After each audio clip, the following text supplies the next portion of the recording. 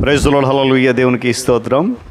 ప్రభు పరిశుద్ధ నామానికి మహిమ కలుగును గాక. క్రీస్తునందు ప్రియులారా, దేవుడు తన మహాకృపను బట్టి మరొక నూతన ఉదయకాల సమయంలో వేక్కునే రీతిగా ఆయన పాద సముఖంలో మనం ఉండి ఘనపరచడానికి చక్కటి ధన్యత మనకి ఇచ్చాడు. అందును బట్టి ఆయన విలువైన నామమునకు ఘనత, మహిమ, ప్రభావములు సమస్తమును కలుగునుగాక. క్రీస్తునందు ప్రియులు, దైవజనులు, విశ్వాసులు, సహోదరులు, ఈ కార్యక్రమాన్ని వీక్షిస్తున్న ఆత్మీయ జనులందరికీ యేసయ్య నామంలో ఉదయకాలపు శుభములు మరియు వందనాలు తెలియజేస్తాను. మీరు అంత బాగున్నారు కదా? చాలా సంతోషం. రండి, ఈ దినం కూడా మిమ్మల్ని ప్రేమతో ఆహ్వానిస్తున్నాను.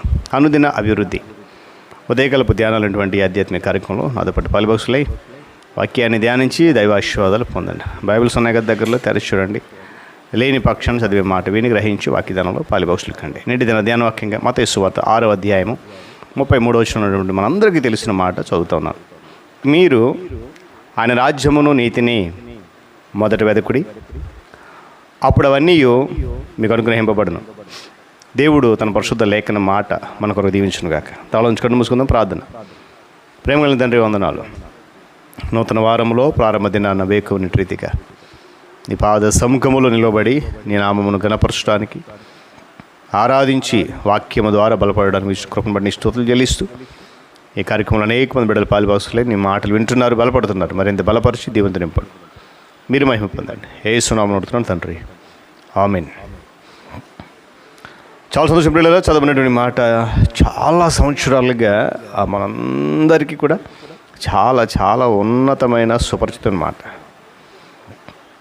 ఎందుకంటే ప్రతి వ్యక్తి జీవితంలో చేయాల్సినటువంటి శ్రేష్టమైన పని ఏదైనా ఉందనంటే అది దేవుని నీతిని, రాజ్యాన్ని వెతకడం. మన జీవితంలో ఏవైతే ఉన్నాయో వాటన్నిటిపైన దేవునికి మొదటి స్థానాన్ని మనం ఇవ్వడానికి ఇష్టపడాలి.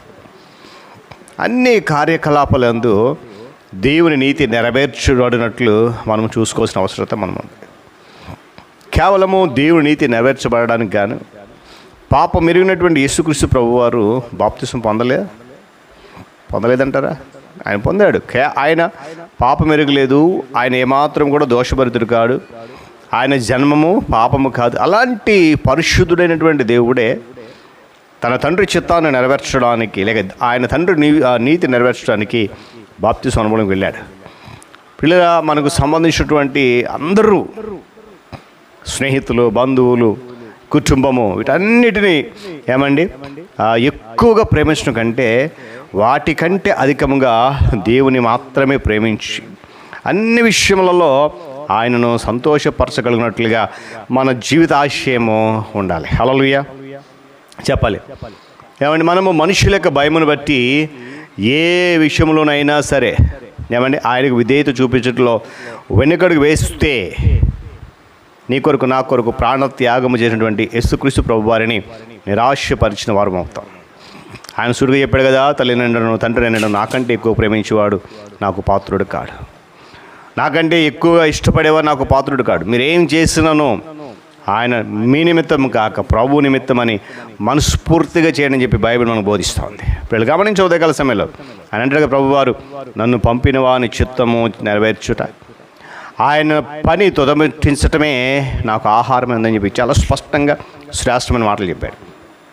పిల్లరా, అలా ఆ మాటలు స్వయంగా ప్రభువారు పలి కనుక ఆయన వల్లే దేవుని సంతృప్తి పరచటమే మన జీవితం యొక్క ఆశ ఉండాలి. ఉందా? మరి గమనించాలి. ఉపవాసించడం మరియు ప్రార్థన చేయడం వాటిని ఏమాత్రం నిర్లక్ష్యం చేయకుండా ప్రతి దినములో దేవునికి అత్యుత్తమమైనటువంటి భాగాన్ని ఇవ్వడం మనం నేర్చుకుందాం. దేవుని పాదాల చెంత కూర్చొని ఆయన వాక్యాన్ని ధ్యానించడం వల్ల మన అనుదిన ఆహారం భుజించడం కంటే కూడా ప్రాముఖ్యమైన విషయాన్ని మనం మర్చిపోకూడదు. దేవుని స్తోత్రం చెప్పండి. హల్లెలూయా.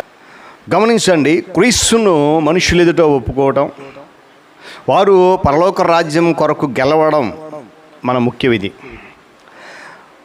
చూడండి, వ్యభిచారం అనేటువంటి పాపం చేయబట్టి ఈ తరము వారిలో నన్ను గూర్చి, నా మాటలను గూర్చి సిగ్గుపడివాడెవడో వారిని గురించి మనుష్య కుమారుడు తన తండ్రి మహిమ గలవాడై పరిశుద్ధ దూతలకు వచ్చినప్పుడు సిగ్గుపడని చెప్పి యేసుక్రీస్తు ప్రభువారు హెచ్చరించాడు. చూడండి, ప్రథమముగా మనము దేవునికి స్థానం ఇవ్వట్లేదు అని అంటే మరి దేనికి ఇస్తున్నాం?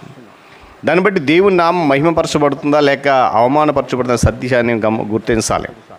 పిల్లరా, దేవుని ప్రేమిస్తున్నామని చెప్పేటువంటి మనము యేసుక్రీస్తు ప్రభువారు మనకు అప్పగించినటువంటి అతి ప్రాముఖ్యమైన ఆజ్ఞను నెరవేర్చడానికి అన్ని విధాలుగా ప్రయత్నం చేస్తున్నామో లేదో అని మనల్ని మనమే పరీక్షించుకోవాలి. దేవుని మరియు ధనమును రెండింటిని మనం ఒకేసారి ప్రేమించలేం.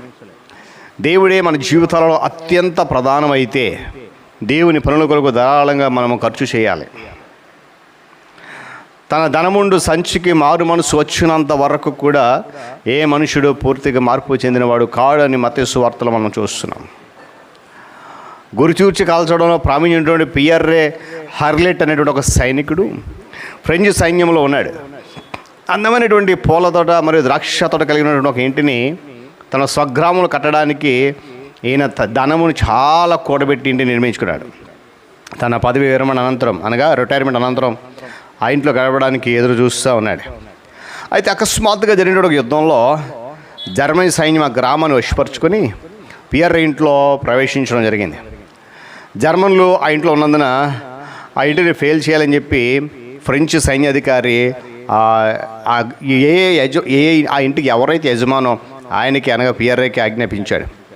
వెంటనే పియర్రే తక్షణమే ఆ ఆజ్ఞకు లోబడి తన ఇంటిని నేల కూల్చేశాడు. గమనించి, మనము ప్రేమిస్తున్నామని చెప్పుకున్నటువంటి ప్రభువు అయిన యేసును మొదటిది అతి శ్రేష్టమైనది ఇచ్చడానికి మనము సిద్ధంగా ఉన్నామనే విషయాన్ని గమనించాలి. కనుక ఉదయకాల సమయంలో మన జీవితంలో అత్యున్నత స్థాయికి ఎదగడానికి దేవుడు అన్ని విధాలుగా మనకు మార్గాన్ని సరళం చేస్తున్నాడు. అయితే మనం ఎదిగేది దేన్ని వెతుకుతున్నాం? ఆయన వాక్యం చాలా స్పష్టంగా చెప్తుంది, దేవుడి నుండి మనకు అన్ని సమృద్ధిగా అనుగ్రహించబడాలి అని అంటే మొదట మనం చేయాల్సిన పని ఏంటంటే ఆయన రాజ్యాన్ని, నీతిని వెతకాలి. అలాంటప్పుడు తప్పకుండా దేవుడు మనకి ఏదైతే మేలు లేక శ్రేష్టమైనది ఏదైతే మనకి ఇవ్వాలని కోరుకుంటున్నాడో తప్పకుండా మనం పొందుకుంటాం. అటు ధన్యతలోనికి మనం నడవగలుగుతాం. కాబట్టి ఉదయకాల సమయంలో వాక్యం ఉంటున్న ప్రియ దేవుని బిడ్డలారా, ఈ మాటని ఎప్పటికీ మర్చిపోవద్దు. దేవుని రాజ్యాన్ని మొదట వెతుకుదాం, తర్వాత ఆయన దగ్గర రావాల్సిన ప్రతి దేవుని మనము సొంతం చేసుకుందాం. అట్టి స్థితిలో నడవడానికి పరిశుద్ధాత్మ దేవుడు సహాయం అనుగ్రహించును గాక. తలలోంచి కన్ను మూసుకోండి. ప్రార్థన. ప్రేమ మహోన్నతుడు మీకు వందనాలు. తిరిగి నూతన ఉదయకాల సమయంలో నాయన మొదట నీ రాజ్యాన్ని, నీ నీతి వెతకమను, ఆ తర్వాత మాకు కావాల్సినవి ఇస్తానని చాలా సూటిగా నీ ప్రియకుమారుడు మా రక్షణ యేసుక్రీస్తు ప్రభువు వారు చెప్పారు. ఆనాటి నేటి వరకు మేము నాయన మాట వింటున్నాం. అయితే ఒకవేళ వినేసి విడిచిపెట్టేస్తామేమో, దాన్ని అనుసరించట్లేదేమో, ఆజ్ఞను పాటించట్లేదేమో, ఇది నన్ను మరొకసారి మమ్మల్ని ఆ వాక్యం ద్వారా గద్దించి హెచ్చరించినందుకు స్తోత్రాలు. నా మాట మా అందరి జీవితంలో ఫలభరితంగా నూతనలు చేయండి. మీరు మాత్రమే మహిమ ఘనత ప్రభావాలు పొందండి. యేసయ్య నామమున అడుగుతున్నాం తండ్రి, ఆమేన్. త్రియేక దేవుని దీవెన, ఆయన సన్నిధి కాపుదల సదాకాలము మనందరికీ తోడేండి నడిపించును గాక. ఆమేన్.